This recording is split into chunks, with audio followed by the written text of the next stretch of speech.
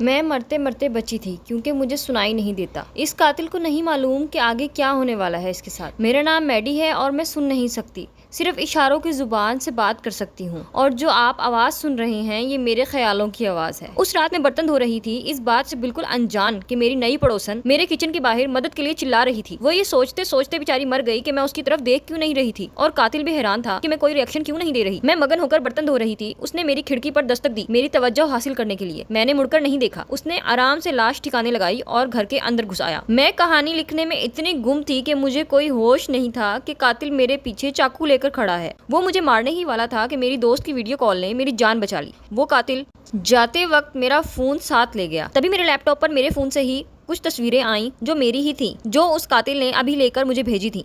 मैंने उठकर देखा तो वो दरवाजे के बाहर से मेरा फोन लिए खड़ा था। मैंने भागकर दरवाजा बंद कर दिया। उसने अपना क्रॉसबो निकाला और घर में घुसने का रास्ता ढूंढने लगा। मैंने लैपटॉप से पुलिस को फोन लगाना चाहा, मगर उसने उसी वक्त इंटरनेट की केबल काट दी और दरवाजे पर चाकू मारकर वार्निंग दी कि आज तुम नहीं बचोगी। मैंने लिपस्टिक से कांच पर लिखा कि मैंने तुम्हारी शक्ल नहीं देखी है, तुम यहाँ से चले जाओ, मैं किसी को कुछ नहीं बताऊंगी। तो उसने उसी वक्त मास्क उतार दिया कि अब तो देख ली है, अब तो तुम मारी जाओगी, जैसे वो कोई साइकोपैथ हो। मगर वो किसी जल्दी में नहीं था। वो कत्ल से पहले मुझे डराकर मजा ले रहा था।